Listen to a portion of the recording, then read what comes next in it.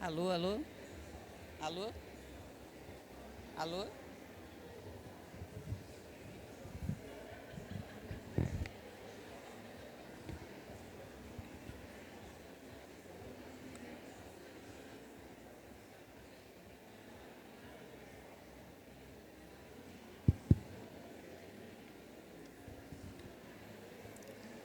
Senhoras e senhores, bom dia a todos e todas. Sejam muito bem-vindos, bem-vindas ao 10º Congresso de Graduação da USP. O tema desta edição é Educação 6.0, Inovação no Ensino para promover qualidade de vida, sustentabilidade e justiça social. Daqui a instantes teremos a nossa palestra de abertura, mas antes, recados da coordenação. O primeiro deles é para os apresentadores de pôsteres. As salas onde serão feitas as apresentações ficarão fechadas até o término da palestra de abertura. Então, fiquem tranquilos, os arquivos já estão todos nos totens, então, assim que terminar a palestra, nós encaminharemos todos e todas vocês até lá. O segundo é com relação à palestra. O nosso convidado fará sua palestra de 1 hora e, após, nós teremos uma sessão de perguntas. Essas perguntas, a nossa equipe vai passar uma ficha para que vocês, os interessados, possam escrever suas perguntas e, ao final, elas serão lidas aqui de acordo com o tempo que nós temos. Muito obrigada.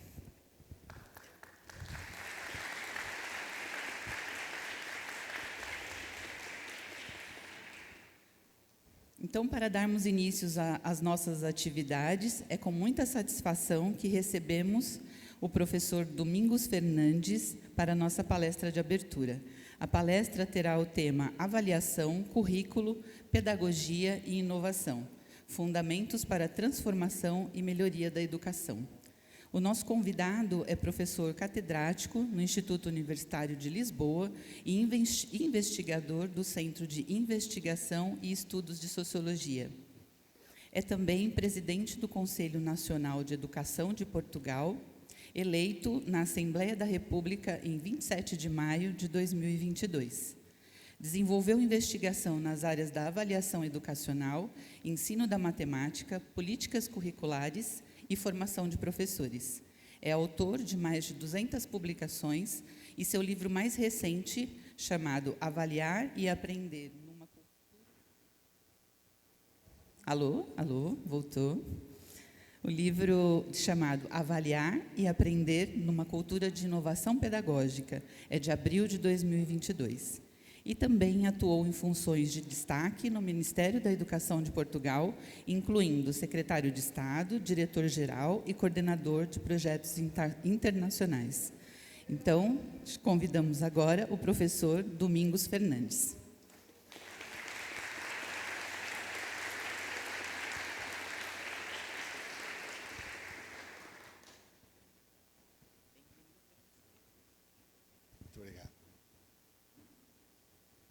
Muito bom dia a todas e a todos. Começo por agradecer o gentil e honroso convite que me foi dirigido pela Pró-Reitoria de Graduação, através do professor Aloísio Segurado e do professor Marcos Meira, e também dos contactos com a colega, amiga de muitos anos, Viviane Batista da Silva. Na verdade, uma grande honra estar mais uma vez prestando a minha modesta colaboração com o que fui aprendendo ao longo da minha vida nas áreas mais ligadas às questões de desenvolvimento da educação, numa universidade que há muitos anos eu aprendi a respeitar muito pela excelência do seu trabalho, pela qualidade do seu trabalho, e hoje eu tenho este privilégio de estar num encontro que não é vulgar, é um encontro pouco comum, porque reúne professores e reúne estudantes, e a maioria são estudantes. E esse é um passo, de facto, muito importante para o desenvolvimento da educação em qualquer país. É raro, na Europa eu conheço muito poucas situações destas. Nós temos em Portugal que os alunos se organizam há muito pouco tempo para debaterem as questões do ensino, da aprendizagem, mas não têm professores. E os professores universitários e do ensino superior politécnico, nós temos um sistema binário em Portugal, também fazem uns encontros anuais, muita qualidade, mas só estão docentes. E, portanto, eu acho que é um privilégio e agradeço muito, mais uma vez, o gentil convite que me fizeram. Eu, como foi dito, sou presidente do Conselho Nacional de Educação em Portugal e queria fazer aqui apenas uma chamada de atenção. O lugar de presidente do Conselho Nacional de Educação em Portugal é um lugar de... A pessoa, o presidente, é eleito na Assembleia da República, como nós lá chamamos, na Casa da Democracia. E o Conselho Nacional de Educação é um órgão independente, não depende do Ministério da Educação, nem depende do Governo. Só responde perante a Assembleia da República, perante os deputados, onde eu me tenho de deslocar com alguma frequência para prestar contas, digamos assim. Enfim, não vou entrar em grandes pormenores, porque o tempo não é muito, mas gostava de sublinhar esta ideia de que o Conselho acompanha as políticas públicas de educação em Portugal, desde a creche 0 aos 3 anos até ao ensino superior, à educação superior, e é um órgão que produz pareceres, produz recomendações para o Governo e para a Assembleia da República. E estou dizendo isto porquê? Porque, para mim, nestes 3 anos que já passaram, tem sido uma experiência inusitada, uma experiência muito rica, porque nós temos 67 conselheiros, desde universitários, que são eleitos pelo Conselho de Reitores das Universidades Portuguesas, professores do ensino politécnico, estudantes do ensino superior, estudantes do ensino secundário, associações científicas, sociedades científicas, associações profissionais. Portanto, temos no fundo, o que temos ali é a participação social nas políticas públicas que se realizam em Portugal. E, portanto, eu, com uma carreira académica de investigação de quase 40 anos, tenho neste momento o raro privilégio de poder, enfim, se me permitem, fazer uma certa articulação entre o que é estarmos próximos do desenvolvimento das políticas públicas de educação e, ao mesmo tempo, capitalizar a experiência como investigador ao longo de, como eu disse, cerca de 40 anos. Eu não sei se tenho possibilidade... está aqui. É para aí que aponta? Para lá?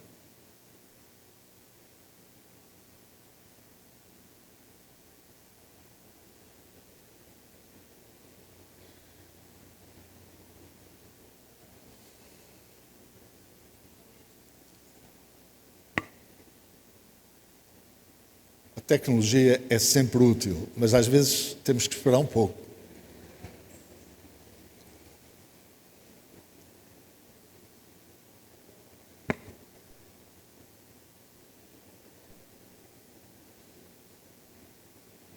Oi. Bom.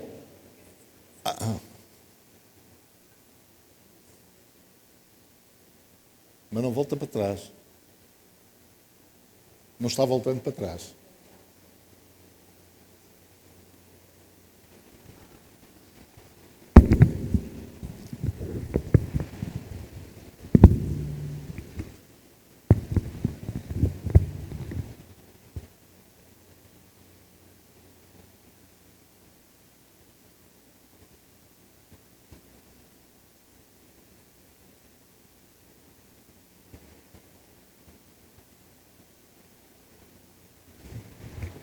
Tá? Bom, eu vou procurar abordar orientar a minha comunicação através destes 5 pontos.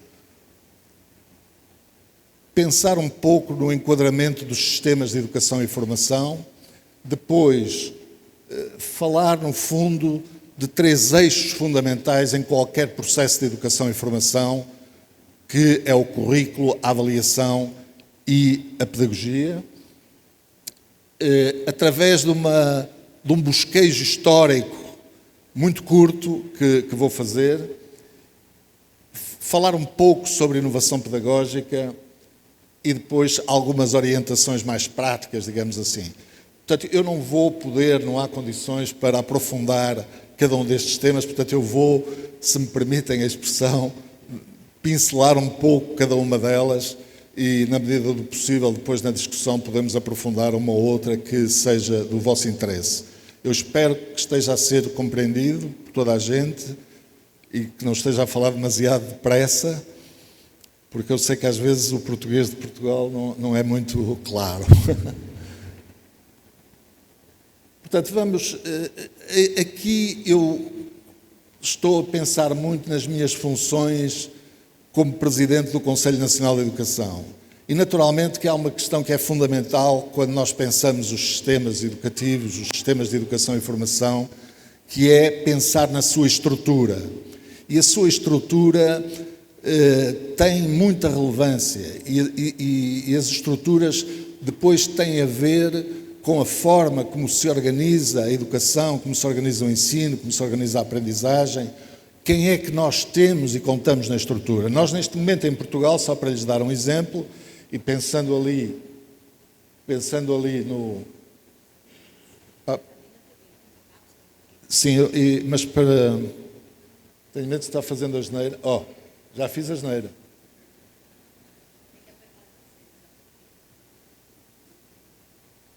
Pronto. É melhor não estar aqui a inventar muito. Reparem, ali no canto inferior esquerdo, educação dos 0 aos 12. Nós, neste momento, temos um debate no nosso país, em Portugal, de incluir, sob a tutela pedagógica do Ministério da Educação, a educação dos 0 aos 3, através de uma rede nacional de creches públicas e privadas que prestam esse serviço à população. É uma zona que nós precisamos de avançar bastante, temos áreas de cobertura, enfim, que variam um pouco ao longo do país. Por exemplo, na Ilha da Madeira é 100%, mas em Lisboa não chega a 48%. Portanto, e depois temos ali uma outra questão, que é a educação dos 6 aos 12, que é absolutamente crucial, é absolutamente fundamental e estruturante por causa da leitura, por causa da escrita, por causa da aproximação à curiosidade, à criatividade. Há todo um conjunto de competências que têm de começar e de conhecimentos que têm de começar a ser desenvolvidos desde a mais tenra idade. Porque por vezes há tendência só para pensar nos outros níveis e isso, enfim, está a ser objeto de uma discussão muito interessante no país. E, portanto, depois, naturalmente, podemos discutir como é que nós temos a educação superior organizada, não é? Nós, como disse já, em Portugal temos um sistema binário que está a ser revisto, está a ser aprofundado, está a ser flexibilizado e temos universidades e universidades politécnicas que derivam dos institutos politécnicos. E, finalmente, a educação secundária, que é absolutamente crucial, não é? É muitíssimo relevante porque é aí que os alunos começam a ter um contacto com o conhecimento que é fundamental, portanto, nas áreas de disciplinas científicas que são fundamentais para o seu desenvolvimento académico e para o seu desenvolvimento pessoal e profissional. Aproximando-nos mais da escola, da sociedade e da democracia. É outro aspecto fundamental. Aliás, ontem, nos discursos dos senhores pró-reitores e do senhor presidente da graduação daqui deste campus, falou-se na importância, não é, das relações das instituições de educação e formação, das universidades ou das escolas em geral, com a sociedade. Essa relação tem de ser uma relação próxima, tem de ser uma relação em que permita a compreensão mútua, não é? E que a sociedade perceba e compreenda o que é que se faz dentro da escola, quem são as pessoas que lá estão, como é que trabalham, como é que se aprende, como é que se ensina. Isso é absolutamente fundamental no tipo de sociedade em que nós vivemos, em que há a tendência, não é, para, se me permitem, despejar as crianças, sobretudo quando são pequenas na escola, é a escola que trata de tudo. Não é? Isso é um pouco a tendência em muitos países e depois as pessoas, acaba por acontecer um fenómeno que nós lá em Portugal chamamos o transbordamento da escola. Quer dizer, a escola às tantas, porque podem-se formular várias questões. Para que é que servem as escolas? O que é que se faz realmente nas escolas? Nas escolas, no termo genérico, não é? O que é que se lá está a fazer? O que é que se está a fazer? O que é que não se está a fazer? Não é? O que é que não se está a fazer que se deveria estar a fazer? O que é que realmente fazem? Portanto, há um conjunto de questões fundamentais que todos nós, enfim, uns mais, talvez outros menos, temos de refletir um pouco acerca dessa questão. E depois a sua ligação ao desenvolvimento dos valores democráticos, ao desenvolvimento dos valores da solidariedade, da compreensão dos outros, do respeito pela opinião dos outros, pela tolerância. Eu uma vez ouvi alguém dizer, há muitos anos, que as escolas, sejam elas superiores, de ensino superior, sejam elas de ensino básico ou secundário, elas têm de ser uma espécie de templos no sentido de tranquilidade, lugar à reflexão, lugar ao pensamento, não é? Lugar às humanidades, lugar às artes, lugar às tecnologias, às técnicas, mas nunca abandonar as humanidades. Nós, sem as humanidades, vamos ter instituições decapitadas de algo que é fundamental, que tem a ver com a nossa própria raiz, a nossa própria evolução como seres humanos, como seres que têm algo a ver com a humanidade, não é? E isso é relevante e, portanto, os valores democráticos, a escola não pode estar desligada desses valores. Depois vamos cada vez aproximando mais e temos, na verdade, os estudantes ou alunos, temos os docentes e temos as aprendizagens. E, na verdade, esta relação é uma relação importantíssima e há aqui decisões que podem ser absolutamente cruciais para o desenvolvimento da educação dos jovens, não é? Porque temos aqui questões como qual é a participação dos jovens, não é? Os jovens, nós docentes, trabalhamos com eles ou trabalhamos para eles?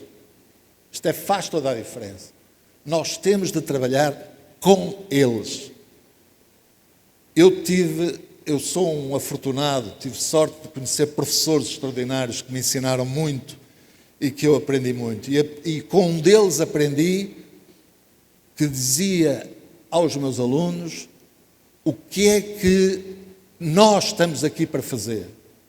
E eu aprendi isso, tive sorte, tinha 30 e poucos anos, pouco menos do que aqueles que tenho hoje, não é?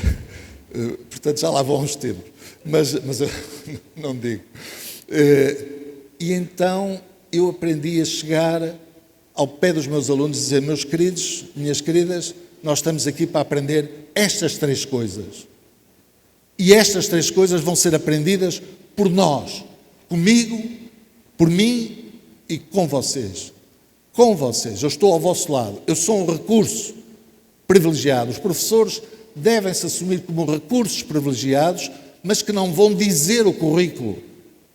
Não, vão trabalhar com os alunos e ao lado dos alunos. E isso faz uma diferença absolutamente extraordinária. Uma coisa é nós falarmos durante 1 hora para os alunos, e eles ouvindo e tomando notas. Outra coisa é termos projetos, é entrarmos noutro patamar de pedagogia que eu procurarei, enfim, falar mais um pouco daqui a pouco. E é claro que as aprendizagens são fundamentais, não é? E nas aprendizagens nós não podemos descurar nunca o conhecimento. O conhecimento é absolutamente fundamental. Sem conhecimento nós não podemos ser competentes. Só podemos ser competentes se conhecermos. E tem de haver um investimento muito grande no conhecimento. Mas o desenvolvimento desse conhecimento tem de ser feito, de facto, com uma participação muito particular do estudante. Ontem também foi dito por um dos senhores pró-reitores que os estudantes têm de estar no centro. E o que é extraordinário neste encontro, e o que levo daqui como lição, é que, de facto, há aqui um passo muito importante ao reunir aqui académicos, investigadores, pesquisadores, docentes com muito tempo de serviço, com muita experiência, junto dos jovens. Isso é extraordinário. Porque eles também é importante que eles percebam o que é que nós temos na cabeça, o que é que este professor, o que é que está, este velho professor que é que está, tem na cabeça, o que é que ele pensa, o que é que ele acha, qual deve ser o papel dos docentes, qual deve ser o papel dos professores e qual é a participação de cada um deles no processo educativo e formativo. E, portanto, as aprendizagens abrangem, eu ponho de propósito aprendizagens porque abrangem um leque significativo de aprendizagens ao nível desde da inteligência emocional, desde os conhecimentos que eu já referi, não é? E todo o tipo de competências que é necessário desenvolver. E, sobretudo, eu se calhar voltarei, aquelas aprendizagens que são facilmente transferíveis para outros campos, ou seja, elas são facilmente transferíveis da nossa vida académica depois para a nossa vida profissional, que é o caso da criatividade, que é o caso do pensamento crítico, é o caso da resolução de problemas. As competências de resolução de problemas são transferíveis depois na nossa própria vida profissional, ao longo da vida e na nossa vida, inclusivamente, pessoal. Não andas? Não é muito obediente este... Ele não está gostando do que eu estou dizendo. Vá lá. Agora temos outra. Mas ele vai lá. Não.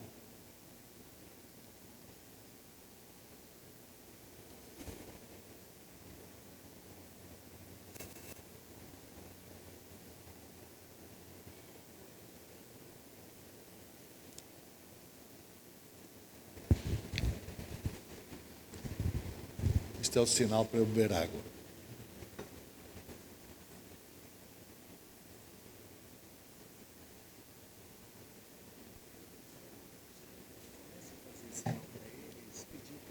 Ok.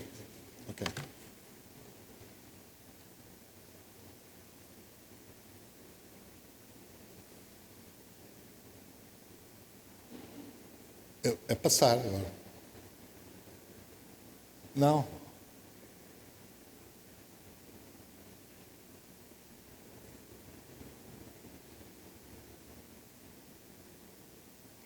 Seguir. E chegamos aqui a uma tríade famosa que deu origem a discussões muito acesas, quer na Europa, quer deste lado, do outro lado do oceano, ou seja, deste lado, particularmente nos Estados Unidos, mas também no Canadá e também na Austrália. Portanto, há pouco mais de 50 anos, um conjunto de educadores no país, nesses países, em vários países europeus e nos Estados Unidos, por exemplo, nos Estados Unidos, um relatório que ficou famoso, o relatório Coleman, um sociólogo muito conhecido e muito famoso da Universidade de Chicago, que era uma grande universidade, e é ainda uma grande universidade, que fez um estudo junto de milhares de uma amostra muito significativa e que chegou a uma conclusão, isto nas palavras dele, algo que abalou o mundo da educação e o mundo da política, os políticos, os educadores, os filósofos, em que ele diz: as escolas não fazem a diferença.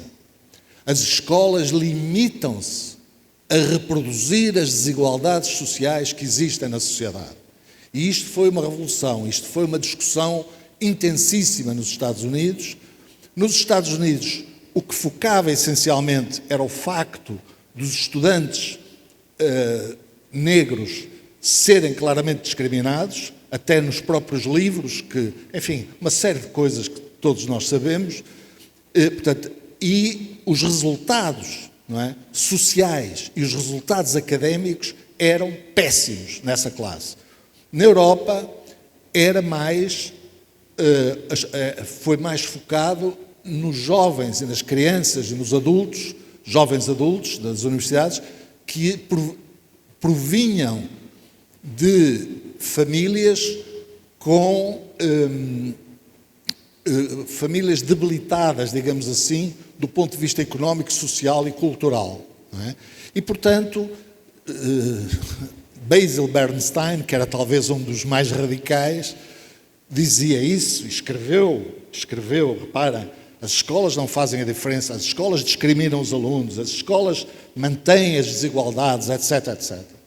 Mas um dia, o mesmo Basil Bernstein, eu não vou citar outros porque não tenho tempo, faltam 38 minutos, ele um dia disse, bom, se houver aqui uma certa ideia de currículo, se houver aqui uma certa forma de desenvolver a avaliação e de desenvolver o currículo, e se houver aqui determinado tipo de opções pedagógicas, talvez as escolas possam fazer a diferença. Disse o próprio Basil Bernstein. E eu, estimados colegas, estimados amigos, sou daqueles que ao longo de toda a minha vida como professor tive essa sorte, porque conheci gente que me ensinou que nós podemos fazer a diferença, que as escolas podem fazer a diferença, que nós podemos ter uma outra visão de currículo. O currículo não pode nunca ser algo que se diz, algo que se dita. Eu não sei se estou a ser compreendido. Ou seja, algo, como eu tive professores no meu tempo, que liam o livro. Aquilo era bastante entusiasmante, sobretudo depois do almoço, dormíamos todos, não é? As aulas eram uma chatice, era uma coisa horrível, não é? E ainda são muitas delas. E isto, quer dizer, de facto, interpela-nos, não é? O currículo tem de ser algo que se vive, não é? Não é algo que se diz ou que se dita e que depois se manda um teste ou uma prova para ver se eles reproduzem aquilo que a gente dita. Não, o currículo tem que ser vida, e já lá vamos. O currículo tem que ser algo que nos interpela, que nos faz formular hipóteses e depois testar essas hipóteses, formular conjecturas e testar essas conjecturas. Portanto, isto é uma visão completamente diferente do currículo do que o currículo que se diz. E isto aproxima-nos dos alunos. E quando eu dizia há pouco, nós com eles estão ali a trabalhar num currículo que é vida, num currículo que nos interpela, num currículo que levanta problemas a eles e a nós, docentes. E, portanto, esta é uma parte... não, agora tem que se fazer sinal para ali, por favor. Já ia buscar o coisa que... Vamos avançar. E eu resolvi fazer aqui um pequeno bosquejo histórico. John Dewey, isto já vão lá quase 130 anos. Eu devo confessar, eu tenho que fazer aqui uma declaração de interesse. Eu sou um bocado fã do John Dewey, não é? Um bocado não, eu sou bastante fã do John Dewey. O John Dewey é um filósofo pragmatista norte-americano, um pensador extraordinário, um homem que teve uma característica muito interessante na sua vida. Ele foi convidado para ser professor na Universidade de Chicago, e aquilo qualquer pessoa queria ser professor da Universidade de Chicago naquele tempo, século XIX, e ele disse, não, eu só serei professor da Universidade de Chicago se criarem a cátedra de pedagogia. Ou seja, ele percebeu que a pedagogia para um professor é o conhecimento pedagógico, talvez melhor dito, para um professor, e nós, professores no ensino superior, na educação superior, mas não só, na educação média também, tendemos a desprezar a pedagogia durante muitos anos. Na Europa isso era comum. Só depois de Bolonha, um processo que houve lá e tal, não vou falar sobre isso, é que as universidades portuguesas começaram a despertar, portuguesas e europeias, para as questões pedagógicas no ensino superior, porque de facto, quer dizer, a pedagogia é um conhecimento específico dos professores. É um conhecimento que nos dá a característica de professores, de profissional do ensino. E profissional do ensino não estou a dizer por acaso. Ou seja, para quem o ensino não é um ofício, nem é um trabalho que se limita a representar regras, ou a apresentar regras, ou que se resolve olhando para boas práticas. Vamos reproduzir as boas práticas. Isso não funciona. Ninguém reproduz boas práticas porque tudo muda. Mudam os professores, muda o contexto, as boas práticas existem, todos nós sabemos, mas nós não podemos pensar que vemos boas práticas, senão os problemas estavam resolvidos já, e não estão. E, portanto, a questão está, de facto, em ter uma outra ideia. Eu agora perdi-me um pouco acerca da pedagogia. Estava a falar da pedagogia. Eu diria que é quase a coluna vertebral. Além do conhecimento científico que todos nós, professores, temos de ter para sermos um recurso de muita qualidade para os nossos estudantes, nós temos de ter um sólido conhecimento pedagógico. E o John Dewey, de facto, faz aqui uma certa provocação, eu acho. Isto é aquilo que eu acho. Quando diz que educar não é preparar para a vida. Educar é a própria vida. E aqui reside, de facto, reparem, eu trouxe isto porquê? Porque aqui há uma visão do currículo. O currículo como vida.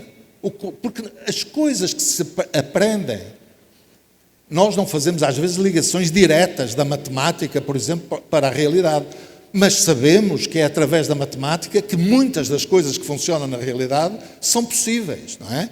E há coisas que se aplicam na natureza, há muita coisa que se pode fazer uma ligação evidente. Mas não é esse o propósito, porque a matemática é uma ciência abstrata e, portanto, é o desenvolvimento do pensamento abstrato que está aí por trás, não é?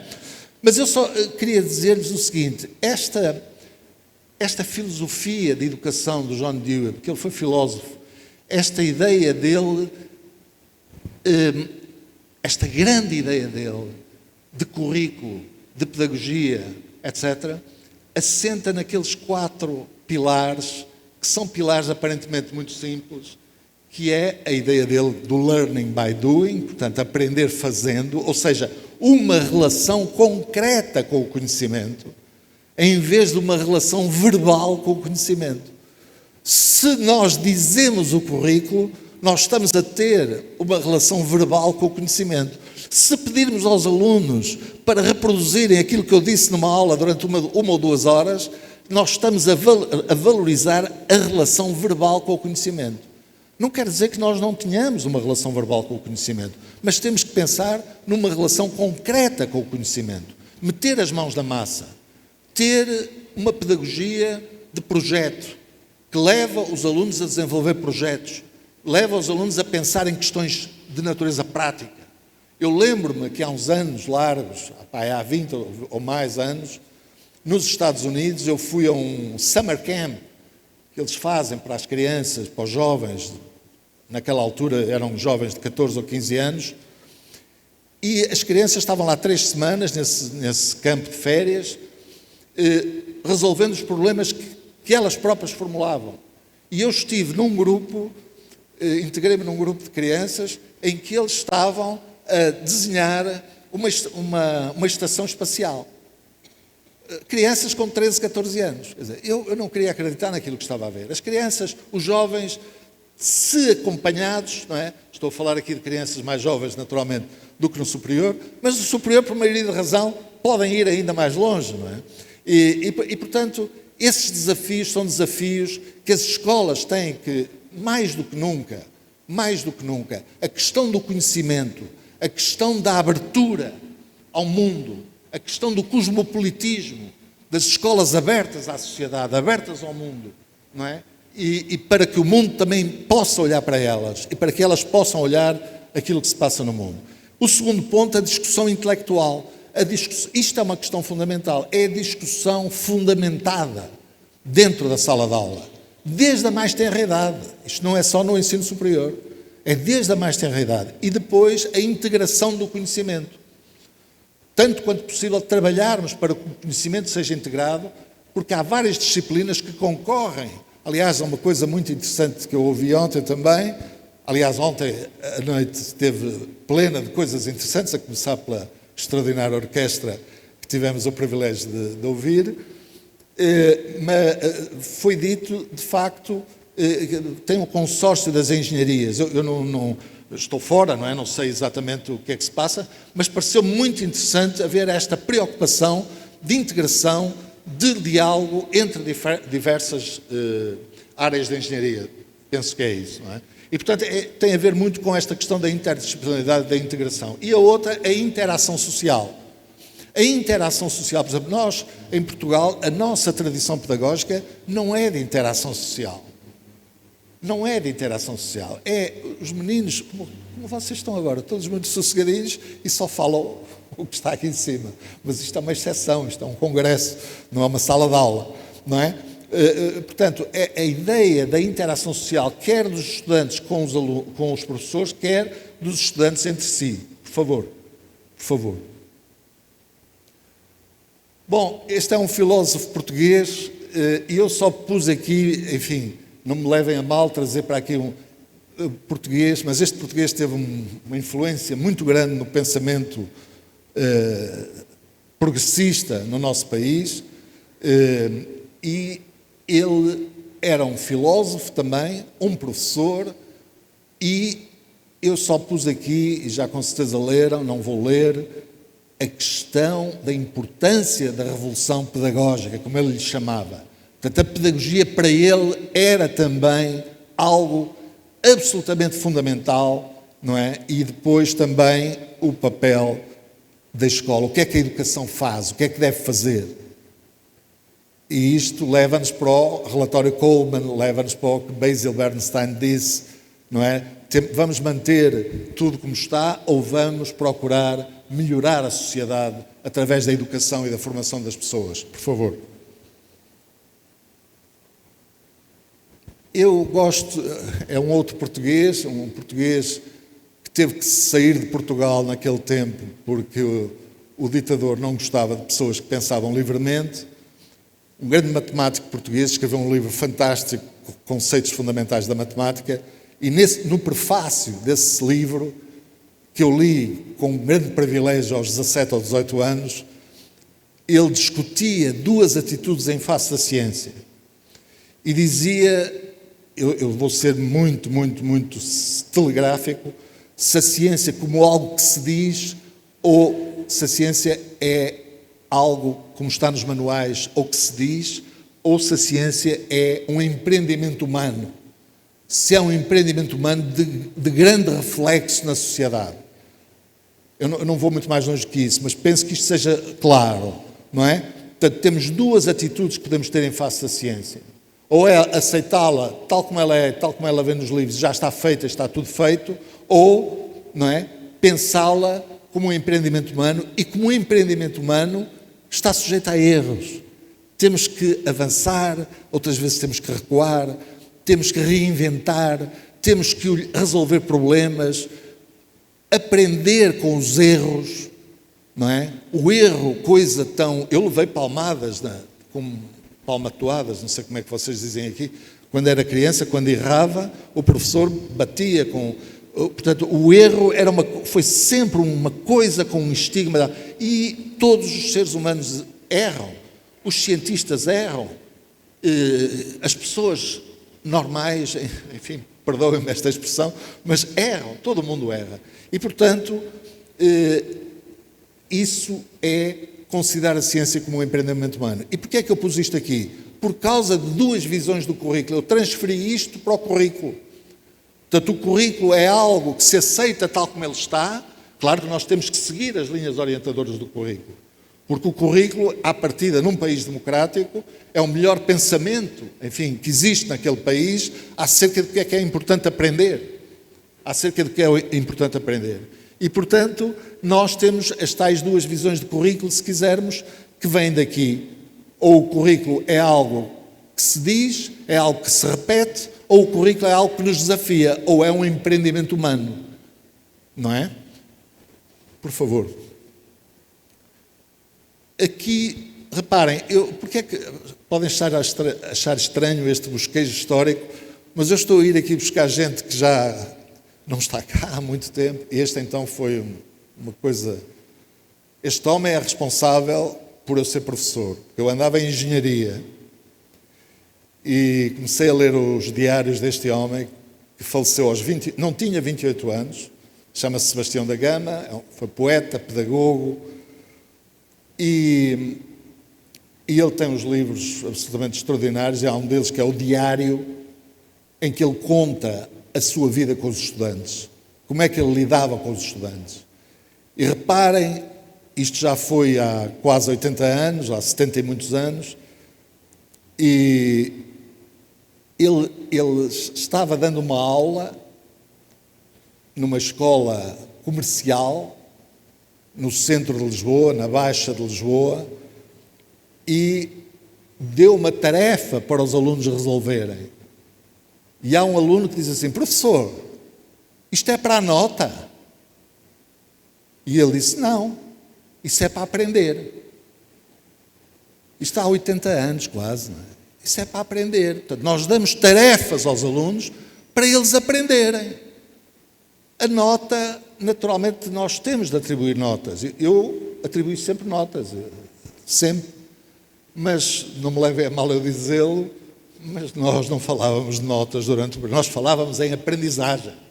Nós falávamos, era o que é que nós já aprendemos. O que é que, daquelas três coisas, como é que nós nos sentimos em relação a isso? Aprendemos ou não aprendemos? Estamos a progredir ou não estamos a progredir? Não é? E as notas, nós tínhamos sistemas, e há sistemas vários, para poder classificar os alunos e até classificá-los de uma forma muito mais rigorosa do que aquela que normalmente é comum. Mas eu trouxe isto aqui para nós vermos, de facto, que a questão da avaliação, aqui há 80 anos, já havia uma visão bastante progressiva da avaliação. Pode passar. Pode. Eu estou a ver que o tempo está... Bom, eu não podia, naturalmente, deixar de referir Paulo Freire, e lá em Portugal e noutros países da Europa onde vou, eu nunca falho com esta, porque é também a visão da avaliação, não é? E a avaliação não é algo através do qual A diz a B o que é que ele vale ou qual é a qualidade do seu trabalho. Não, dizia ele. Eu li isto num livrinho pequenino, depois dele ter feito umas campanhas de alfabetização no Chile. É um livrinho bem pequenino, que é de 78, mas o pensamento dele sobre isto é anterior. O pensamento de Paulo Freire sobre isto é anterior. Não. A avaliação é o ato através do qual A e B, ou seja, é o ato através do qual nós, professor e alunos, olham para o trabalho, olham para a qualidade do trabalho, olham para os erros que cometeram, olham para aquilo que está bem, olham para aquilo que está mal e são capazes de superar e encontrar estratégias para ultrapassar essa questão. Portanto, não é um ato de fiscalização, como dizia Paulo Freire, mas é um ato de reflexão pedagógica, é um ato... E isto, de facto, faz toda a diferença, não é? Até no tipo de pessoa que nós estamos a formar. No tipo de pessoa que nós estamos a formar, não é? Eu acho que também gosto sempre muito de partilhar isto. Por favor.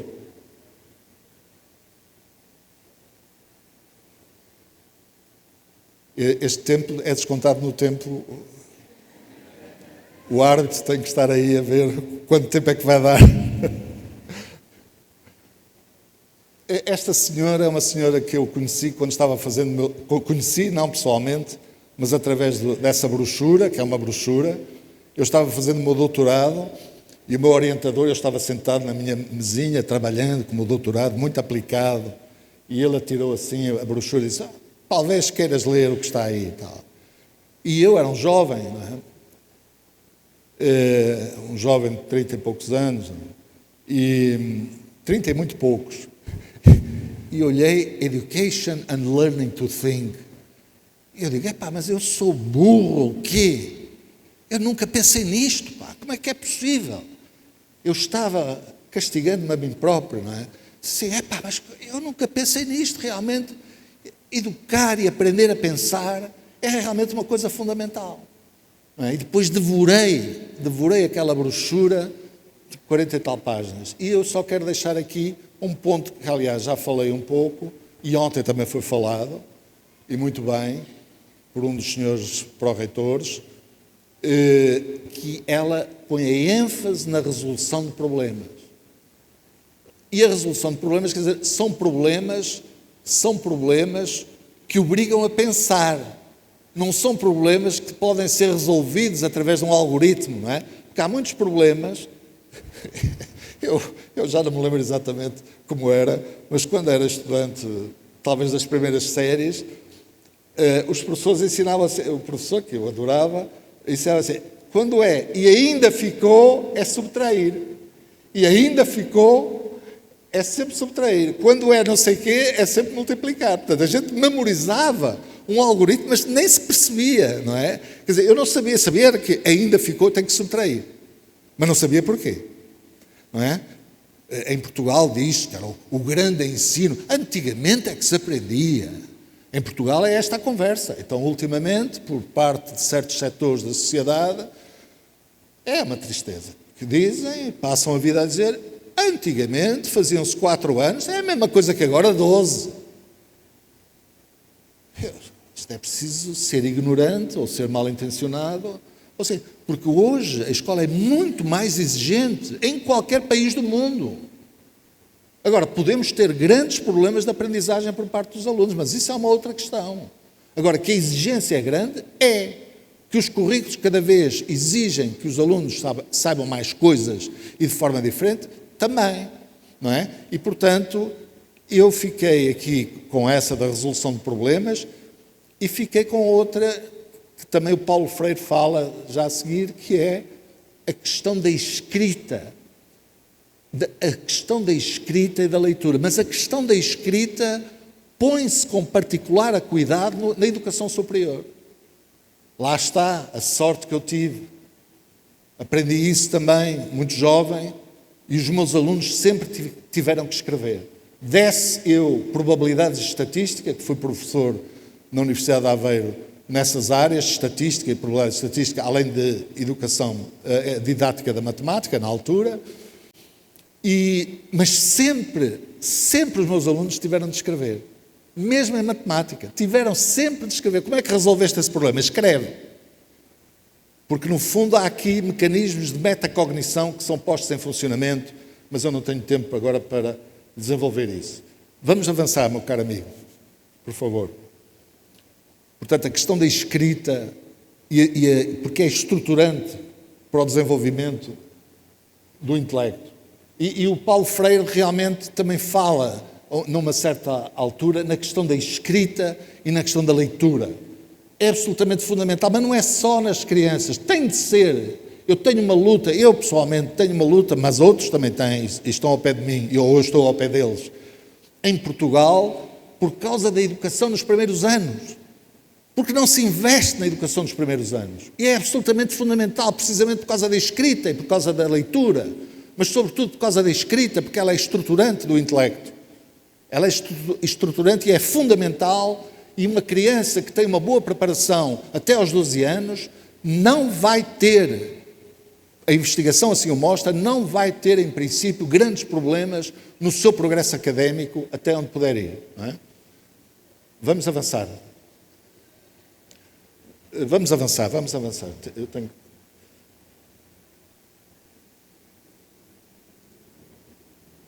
Portanto, reparem, este bosquejo histórico, no fundo, leva-nos aqui a um conjunto de aspectos, não é? Que, no fundo, podemos dizer aspectos de desenvolvimento da educação ao longo dos anos, não é? Ao longo de mais de 100 anos, e que nos levou, enfim, eu não vou ler isto tudo o que é que está, aliás, o PowerPoint pode ficar aí, aliás, já está no desktop, pode ficar disponível, se eventualmente desejarem distribuí-lo.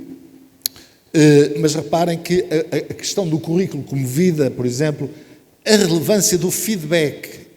O feedback é absolutamente fundamental para a solidez do desenvolvimento das aprendizagens. E temos que ter aqui uma concepção de feedback mais aberta, mais alargada. Ou seja, o feedback, nós, através do feedback, nós, professores, através do feedback, temos de, em cada momento,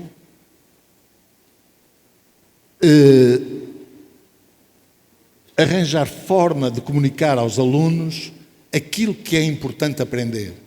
Ou seja, os estudantes têm de saber aquilo que é importante aprender. E deixa-me abrir aqui um parênteses para lhes dizer o seguinte. Quando eu dizia e disse aos meus alunos durante anos e anos, nós estamos aqui para 3 coisas, numas disciplinas, noutras, estamos aqui para aprender 4 coisas e tal. E eu, às vezes, passado 3 semanas ou 4 semanas, dizia assim, então o que é que nós estamos aqui a fazer? Alunos da graduação. E os alunos diziam, como assim, professor? Eu não sei se me estão a acompanhar, estão? Estou a ser claro? Obrigado. Preciso de feedback. Portanto, se não me vão dar espontaneamente, eu pergunto. Obrigado. E, portanto, como assim, professor? Como assim?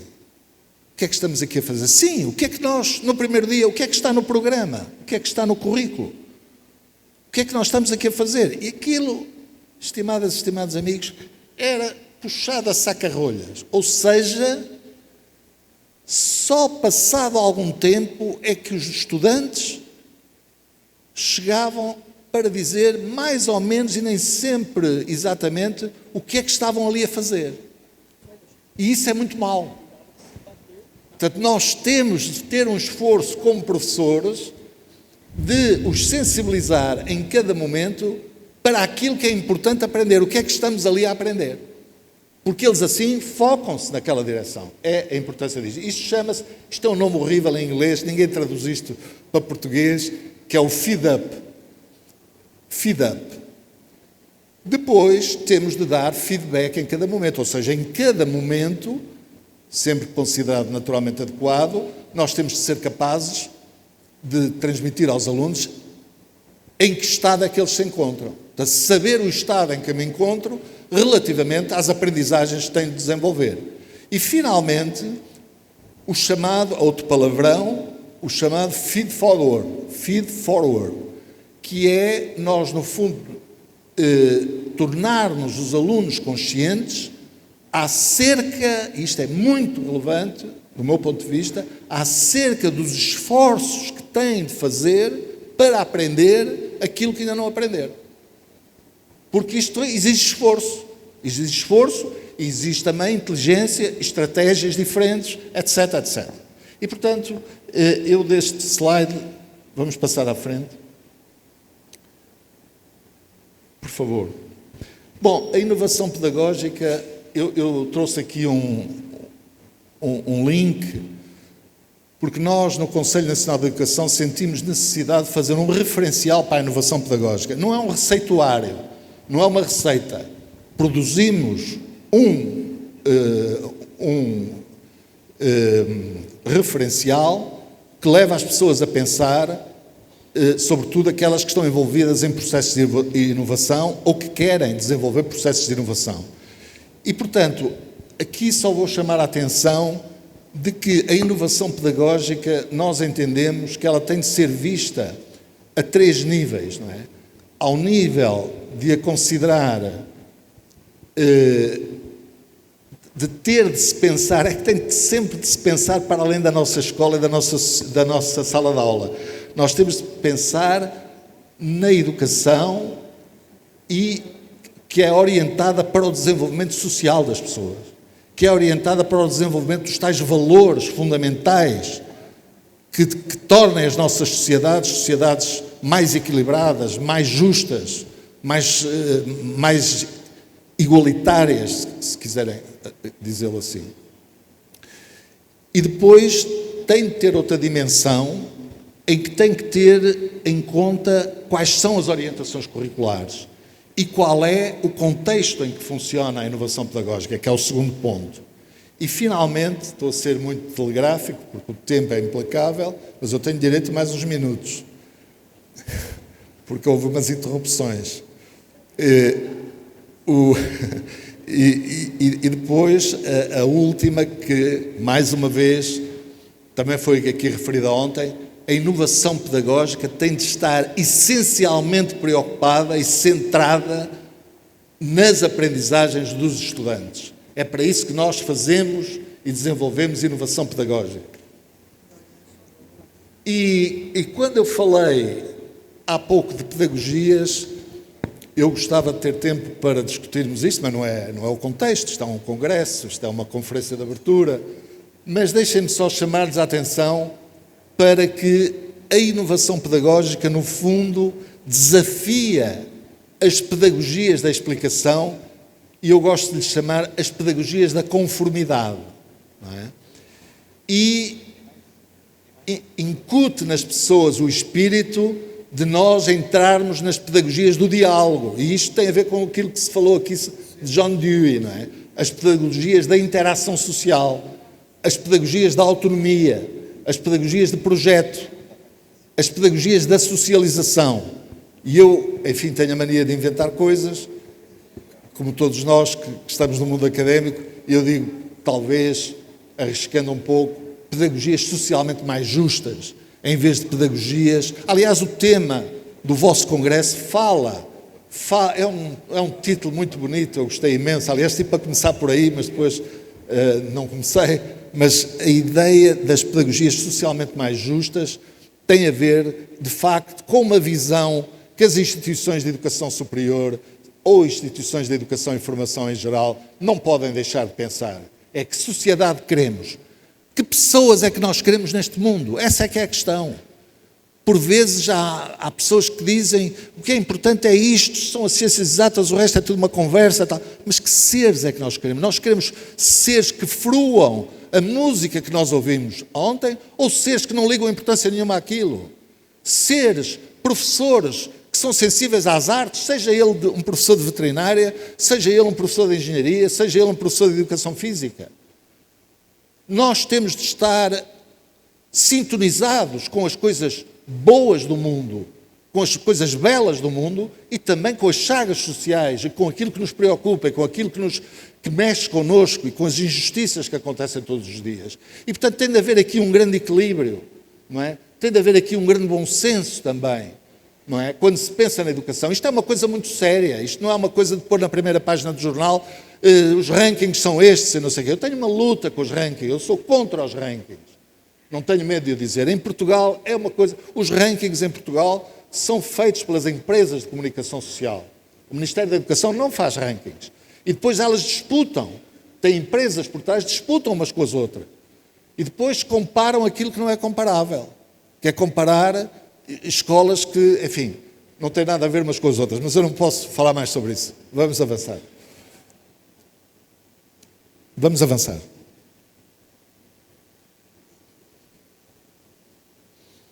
Portanto, eu há pouco apresentei já esta tríade de que falei um pouco e vamos ver agora algumas questões, por favor.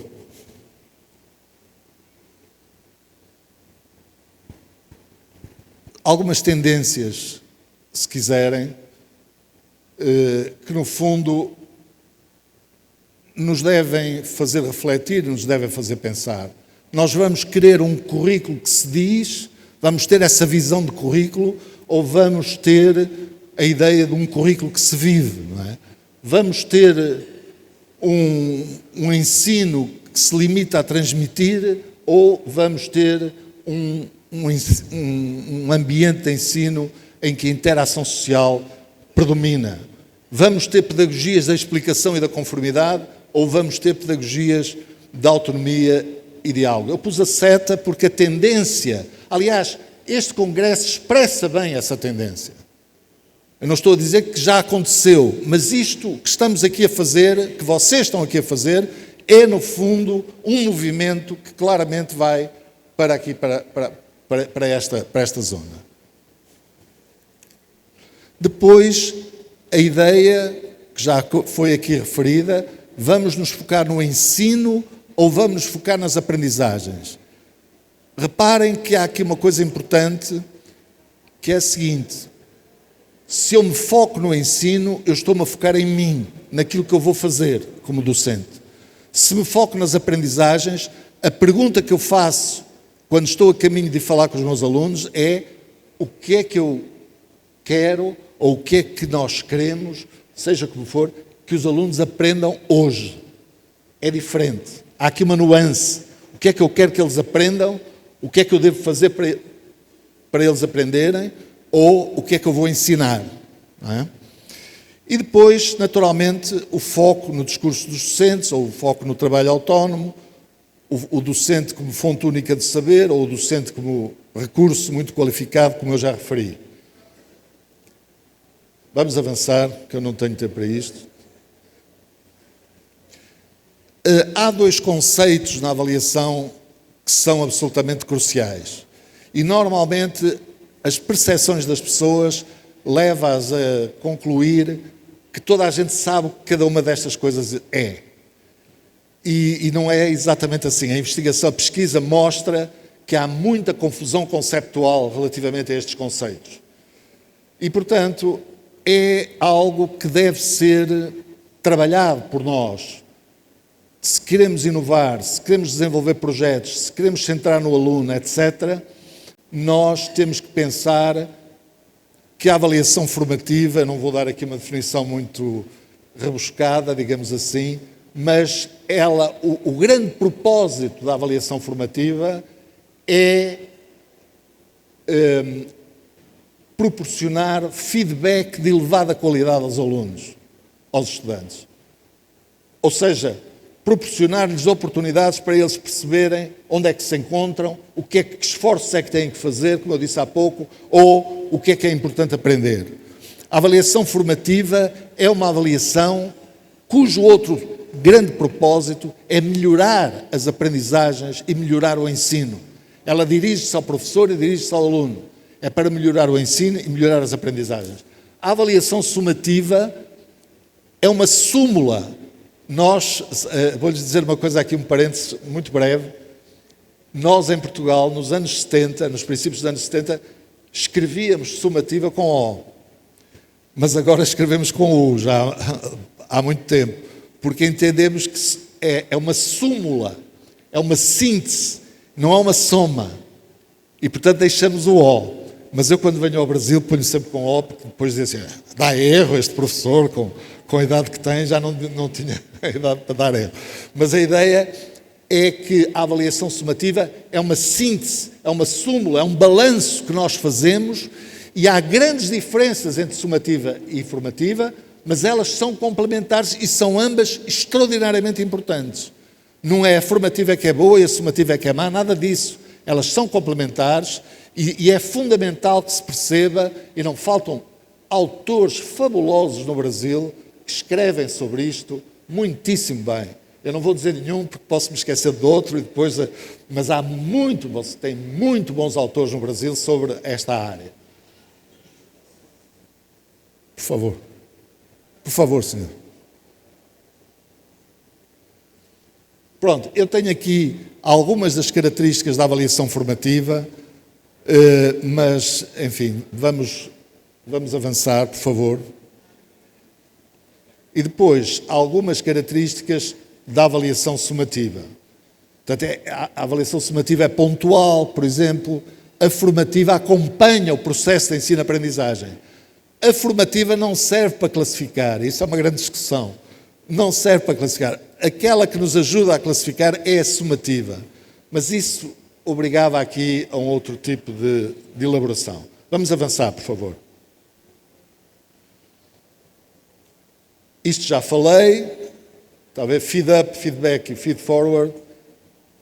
Aqui, na avaliação, é importante nós equilibrarmos entre uma avaliação em que avaliamos o todo, avaliamos o trabalho dos estudantes, seja ele qual for, como um todo, e ele próprio ou ela própria também deve avaliá-lo como um todo, ou então avaliá-lo analiticamente, com base numa lista de critérios ou de objetivos, conforme. Não é? Portanto, este equilíbrio também é muito relevante. Por favor.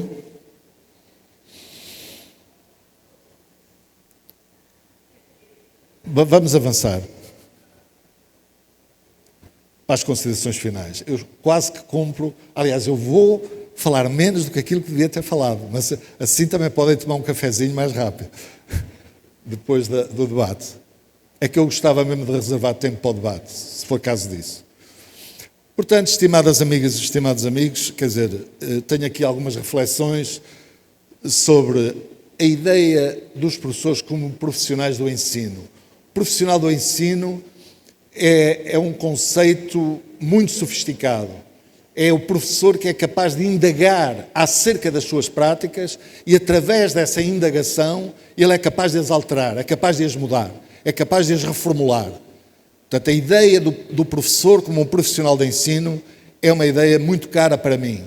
E também a ideia de o ensino como arte. O ensino como arte, porque aí apela aos lados da criatividade, aos lados de valorizar a intuição, valorizar a liberdade do pensamento, que é fundamental, não é? E portanto, o ensino como profissão e o ensino como arte, a mim dizem-me particularmente muito. E depois esta ideia de nós devermos ser homens e mulheres da cultura, homens e mulheres cosmopolitas, porque isso transmite-se aos estudantes e isso forma determinado tipo de cidadão. Nós temos de ser realmente pessoas da cultura, porque através disso vamos formar gente da cultura. E a cultura é absolutamente fundamental para o desenvolvimento harmonioso das sociedades, porque nos chama a atenção para muitas coisas que não tenho agora aqui tempo para elaborar. Depois, a aposta na nossa formação ao longo da vida, não é? E na importância de estudar. Nós temos de estudar toda a vida. Os professores têm uma profissão que os obriga a estudar toda a vida, que os obriga a ler toda a vida e a pensar toda a vida. E, portanto, isto, enfim, são reflexões. E depois, esta ideia de atribuir, de estabelecer, peço desculpa, os tais compromissos com os alunos e distribuir responsabilidades e criar comunidades que partilham os mesmos objetivos. Por favor.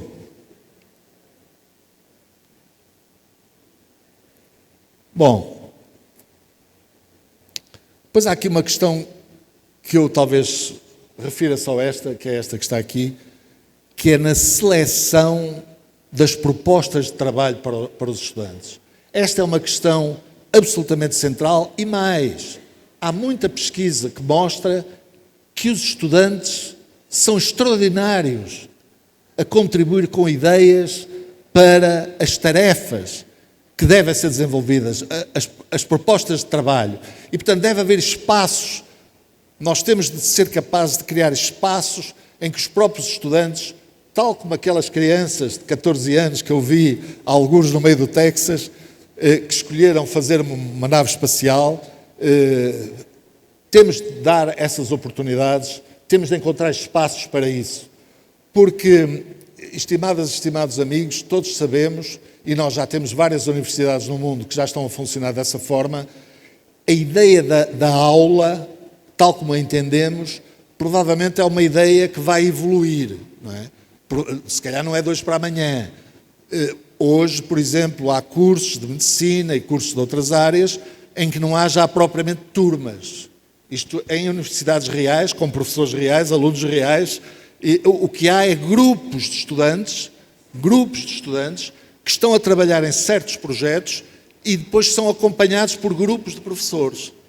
Portanto, as coisas vão evoluindo neste sentido e claro que aquela reflexão do meio é um debate que nós temos de ter nas universidades, é um debate que nós temos de ter nas escolas, entre que tipo de pedagogias é que nós devemos desenvolver, não é? As pedagogias de projeto, as pedagogias da socialização e da autonomia, em vez das pedagogias da conformidade, ou versus, se quiserem, as pedagogias da conformidade, por favor. E acabou. Muito obrigado pela vossa atenção, foi assim um pouco apressado, mas foi o possível. Muito obrigado.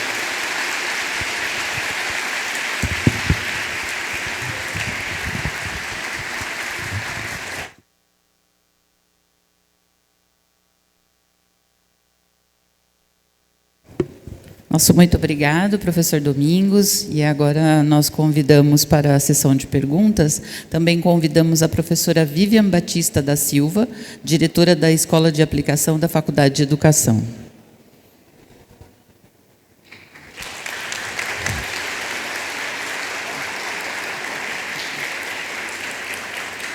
Também, ainda quem gostaria de fazer pergunta, a equipe está passando com a ficha. Por favor, podem escrever para a gente poder passar para os professores.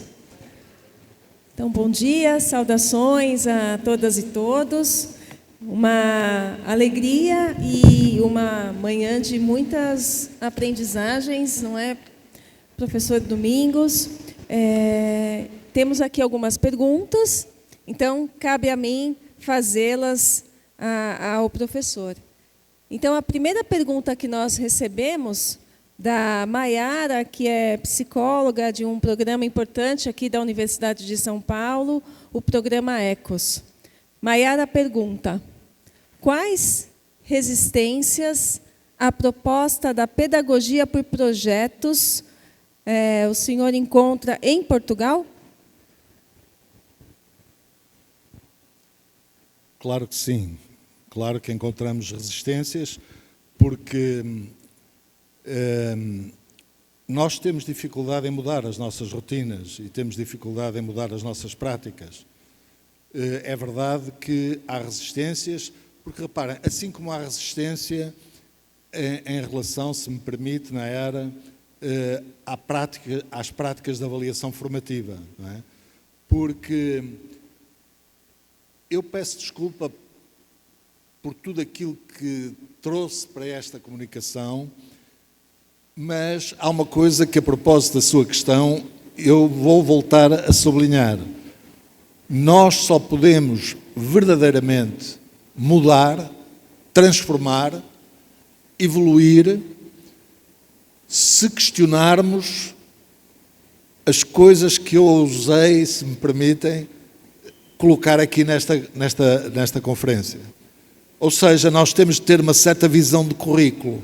Por exemplo, se alguém tem uma visão de currículo que é: eu tenho é que dar o que está aqui neste livro, e até o posso dar de uma forma moderna, através de um PowerPoint muito bem feito, e depois até posso ser muito bem avaliado como professor que usa tecnologias novas, etc.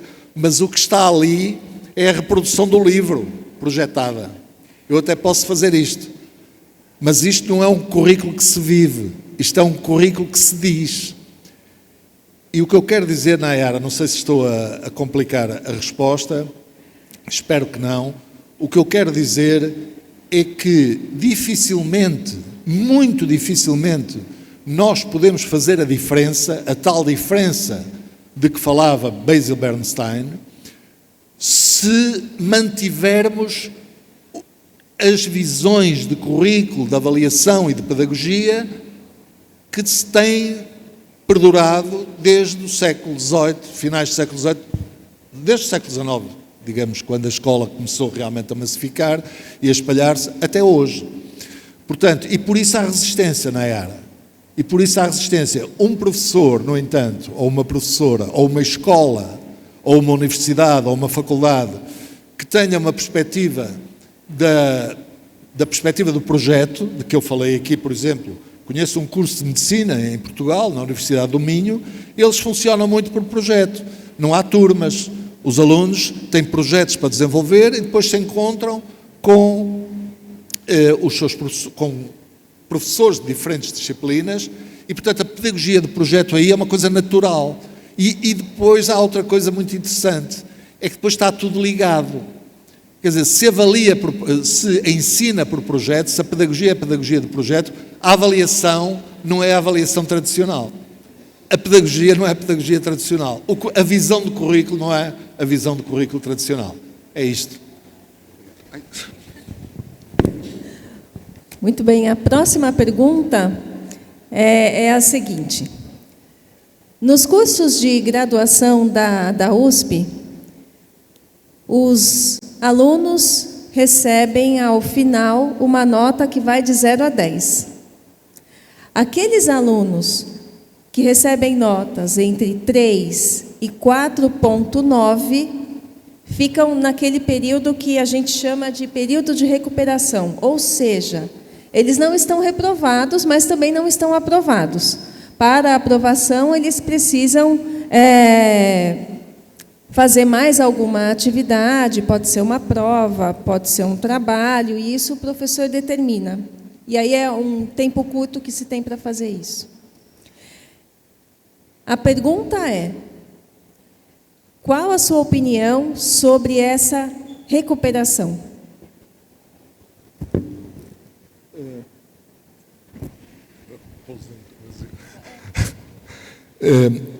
Enfim, é uma situação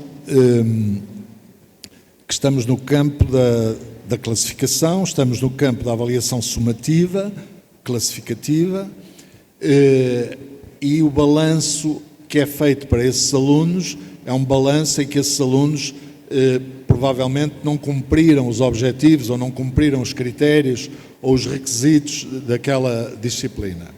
Aquilo que se me oferece dizer, porque eu não conheço todos os contornos da situação, porque era preciso perceber o que é que acontece antes, se os alunos sabem disso no início, como é que sabem, porque é que sabem, como é que isso é discutido, portanto eu desconheço, mas, à partida, eu arriscaria a dizer que não é uma medida negativa, pelo contrário. Os americanos chamam a isto make-up, isto é, os alunos reparem, eu falei há bocado no feed forward, e o feed forward diz que devemos informar os alunos em cada momento acerca dos esforços ou das estratégias que é necessário desenvolver para atingir ou para aprender aquilo que é necessário aprender. Eu penso, se eu bem percebi a questão, que está a ser dada aqui uma oportunidade e isso parece-me positivo. Com os dados que tenho, é isso que respondo, parece-me positivo. Bom, nós recebemos aqui mais algumas perguntas e como nós estamos com o tempo um pouco apertado, eu estou procurando fazer, evitar que elas se repitam, mas vou fazer algumas perguntas e talvez em bloco, pode ser? Então, tá bem. Então, podemos colocar essa, né? De forma concreta, como são integradas ações no ensino fundamental, secundário e universitário? Não sei se, de repente, essas duas questões podem se articular de alguma maneira, mas temos uma outra pergunta que começa com um elogio. Adorei a sua aula. Como o senhor vê a influência da inteligência artificial no ensino?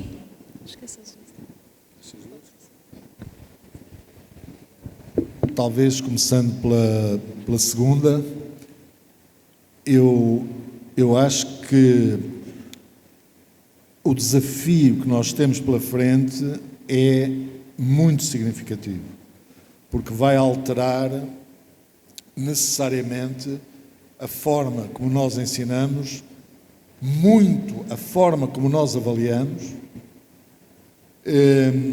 e vai nos obrigar, de facto, a um outro tipo de trabalho. O nosso trabalho pedagógico tem de ser de natureza diferente. As pessoas estão um pouco perplexas acerca dos desafios da inteligência artificial.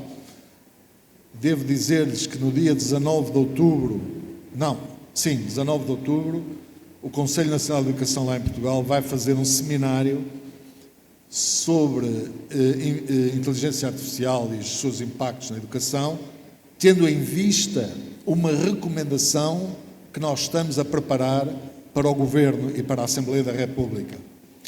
Portanto, é uma questão que está a acontecer um pouco por todo o mundo nesta forma. Agora, você hoje não pode perguntar coisas aos alunos, o que é que entende por isto, o que é que entende por aquilo, quer dizer, isso deixou de fazer qualquer sentido.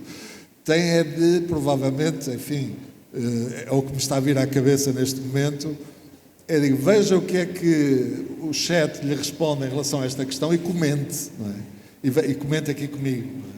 Não Vamos ter que ter mais interação. Eu acho que talvez seja uma coisa positiva, mais interação verbal, mais interação social, mais diálogo, não é? Provavelmente vamos ter mais diálogo intelectual, como chamava o Dewey, ou seja, diálogo fundamentado. Agora, aqueles trabalhos que se pedem, ainda pedem, um pouco por todo o mundo, e no meu país não é exceção, continuam-se a pedir trabalhos aos alunos, que aquilo vai tudo varrido ao ChatGPT, quer dizer, isso é limpinho.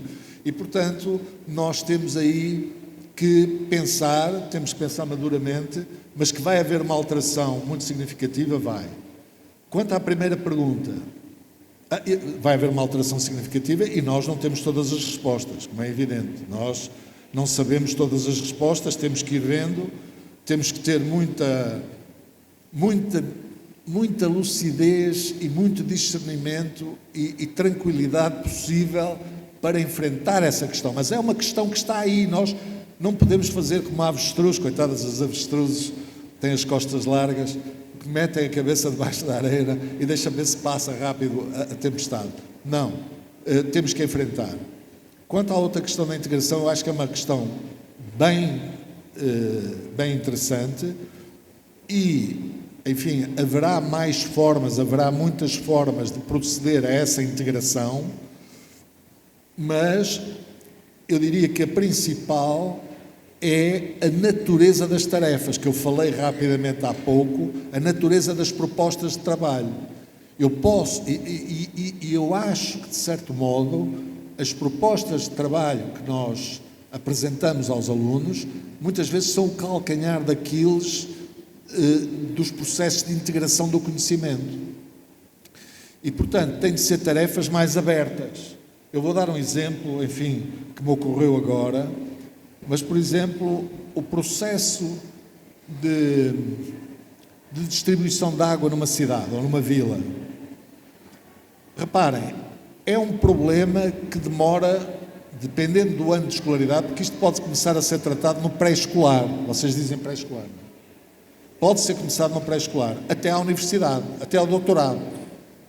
Não é? Porque, reparem, o processo de distribuição de água numa cidade é um processo que levanta problemas sociais, porque há emprego, porque há distribuição de água, se calhar privilegiada mais para uns lados do que para outros, porque o tratamento da água, etc. Há problemas sociais. Depois há problemas químicos, e há problemas físicos, e há problemas de matemática. E há, portanto, a integração, eu não sei como é que se chama a pessoa que fez a pergunta, eu gosto de dizer o nome, a integração, penso que percebi a pergunta. Abreu? Adroaldo.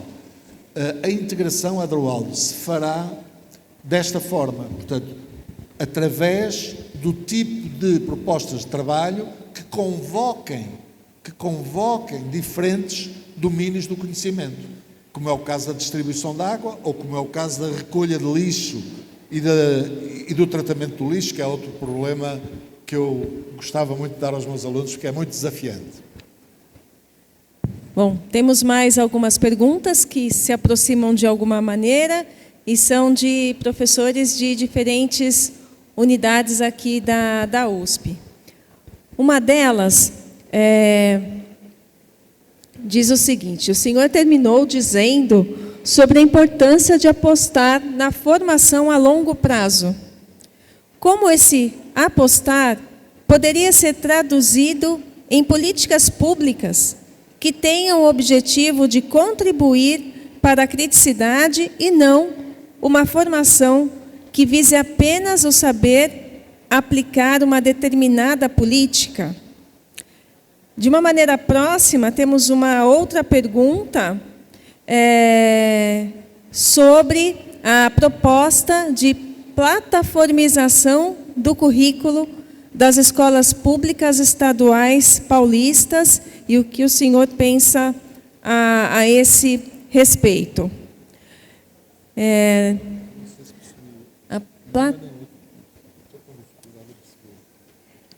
As questões, elas acabam recaindo sobre a tradução dos princípios de uma avaliação mais voltada à formação, e não apenas a uma classificação, né?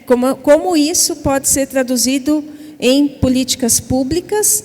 E a segunda questão recai numa experiência que está sendo levada a efeito nas escolas públicas estaduais de São Paulo, que é chamada de plataformização do currículo.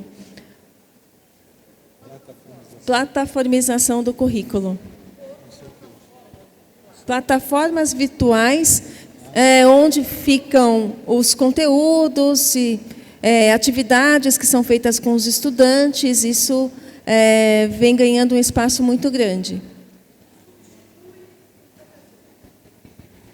Ou tenta substituir o professor. Pois, nós temos isso também em Portugal. As editoras comerciais têm, como nós dizemos lá, e eu não tenho nada contra as editoras comerciais, nem contra ninguém. A questão é outra. A questão é que a papinha está lá toda feita. Tudo. Desde os testes, está tudo lá feito. Tudo. E isso, de certo modo, pode transformar o professor numa espécie de burocrata do currículo, não é? Uma espécie de funcionário, e o professor não é um funcionário. O professor enfim, eu não dei aqui a definição que gostaria, não tive tempo, mas eu acho que falei suficientemente sobre as competências, sobre as qualidades que um professor deve ter nos tempos, e hoje mais do que nunca. Eu acho que nunca foi tão importante ter um professor cosmopolita, ou um professor ou uma professora culta, uma professora e um professor que estão cientes das questões, dos grandes desafios que nós temos em termos da estrutura do sistema, em termos da ligação das escolas com a sociedade, com a democracia, todas essas coisas, enfim, que eu falei aqui um pouco telegraficamente. E, portanto, eu tenho, para dizer o mínimo, algumas reservas em relação a essas plataformas, ou melhor dito, bastantes reservas, porque o professor é um intelectual, a professora ou o professor é um intelectual e tem de pensar, e tem de inventar, e tem que criar, e tem de ser uma pessoa criativa, e tem de ser uma pessoa capaz de acreditar em si e no trabalho colaborativo com os seus colegas e com as suas colegas, e de, juntamente com os seus alunos, construírem algo de muito sério, no sentido de aprender a ciência, de aprender as artes, de aprender a tecnologia, aprender seja o que for, não é? Mas com a sua mão, com a sua cabeça, com a sua colaboração, não é? E isso é uma coisa que nos faz dizer, fomos capazes de o fazer. Se pegarmos numa coisa que está plataformizada, que está feita, que é assim uma espécie de currículo pronto a vestir, é uma espécie de currículo pronto a vestir, sabe-me a pouco. Eu seria muito infeliz, peço desculpa de estar a partilhar os meus sentimentos pessoais, mas eu fui sempre muito feliz como professor, muito, muito feliz. E acho que uma das razões dessa felicidade veio desse ato de descoberta com os meus colegas, com os meus amigos, nós reuníamos aos sábados, nós às vezes reuníamos aos domingos, porque tínhamos amor àquilo que fazíamos e fazíamos por nós. É claro que tínhamos recursos, mas não tínhamos a papinha toda feita, se me permitem esta expressão portuguesa, que se calhar também existe cá. Quanto à outra questão, que eu peço desculpa, Vivian, preciso da sua ajuda, é a questão da avaliação formativa. Eu peço desculpa à pessoa que fez, ao colega que fez a pergunta, mas... Eu penso que a outra questão de se apostar na formação a longo prazo e pensar em políticas públicas, eu creio que a sua fala, de uma certa maneira, contemplou. Quer dizer, se eu entendo bem, peço desculpa a quem fez a pergunta se realmente não entendi bem, há uma coisa, estas coisas todas que estivemos aqui, enfim, que eu estive partilhando convosco e que as vossas questões estão muito sintonizadas com ideias que aqui foram partilhadas, eu acho que, e aqui naturalmente estou muito centrado no que se passa no meu país, as políticas públicas não estão muito sensibilizadas para as questões que foram aqui debatidas. As políticas públicas, por razões que eu percebo por um lado, mas por outro tenho alguma dificuldade em compreender, no meu país elas estão centradas sobretudo nas avaliações externas e nas classificações dos alunos.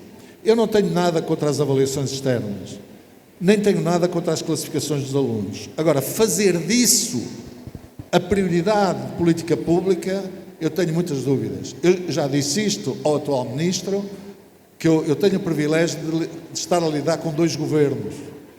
Lidei primeiro com o governo de centro-esquerda e agora estou a lidar com o governo de centro-direita, onde a extrema-direita é a segunda força política do país neste momento em Portugal.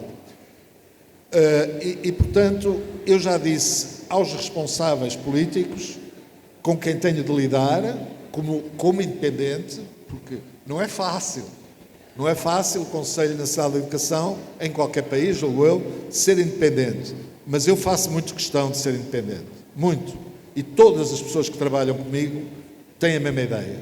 E tenho, no Conselho, nós temos representantes dos partidos, desde a extrema-direita agora, até à extrema-esquerda.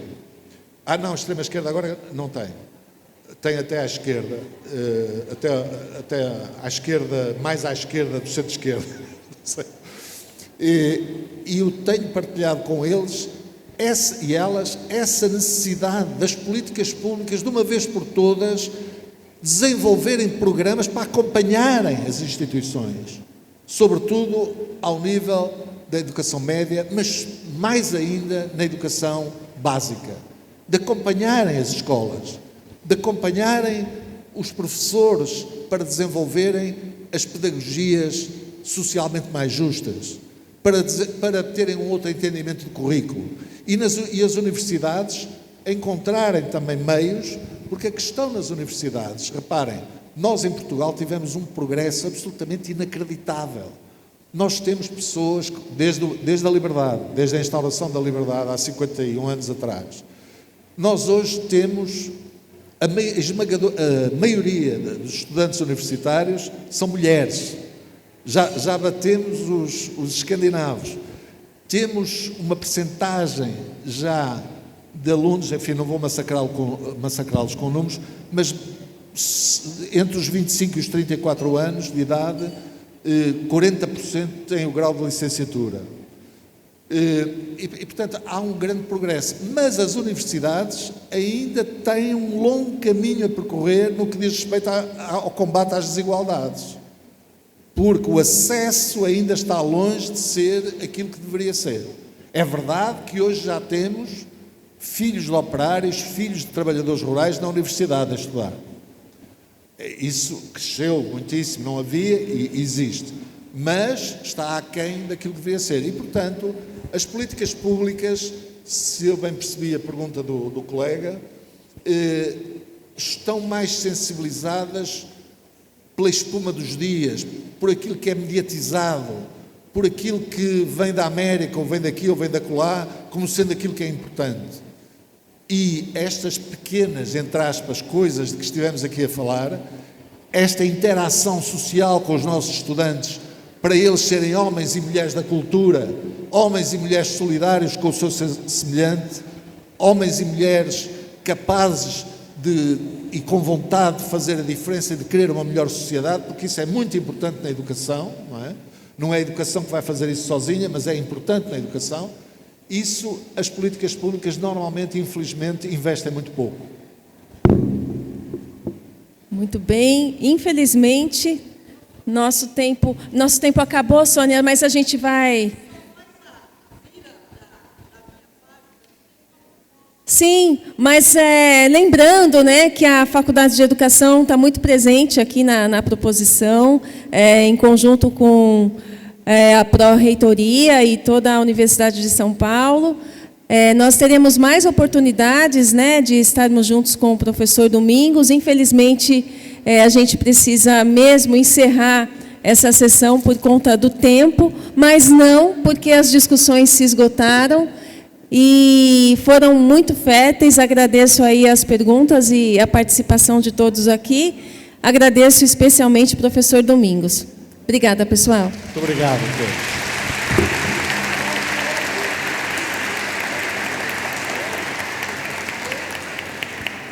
Os nossos agradecimentos, então, ao professor Domingos. Foi uma honra e uma satisfação recebê-los aqui nesse evento. E eu muito obrigada à professora Vivian por nos auxiliar e estar aqui presente com o professor Domingos também. Muito obrigada.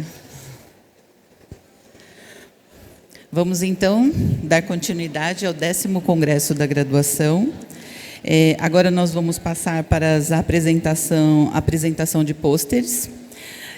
As salas são sala A e sala B, no andar de cima, e a sala C aqui no térreo, atrás aqui do buffet. Devido ao atraso, a atividade vai começar agora e vai acabar, então, às 13h40, tá ok? Então, por favor, podem se dirigir às salas respectivas para começar a apresentação. E eu convido também os senhores e as senhoras avaliadores, professora Kátia, da Engenharia de Lorena, na sala A professora Elza, da Poli, na sala A, professor Fabrício, da FISEA, na sala A, professora Erlandi, de Lorena, na sala A, professora Luciana, da Engenharia de São Carlos, também na sala A, professor Marcos, da PRG, também na sala A. Na sala B, professora Daniele, da Exalc, professor Rafael, da Poli, professora Vanessa, da Exalc, professora Rosângela, da PRG, professor Ronaldo, da PRG, professora Trícia, da FISEA. E na sala C, aqui no térreo, professor Fernando, da Poli, professor André, da Poli, professor Humberto, da Engenharia de Lorena, professora Giovana, da Engenharia de Lorena, professora Giovana, da FISEA, e a professora Marta, da FISEA. Por favor, também dirijam-se aos locais. As pranchetas com as avaliações estão no local acessível. Obrigada.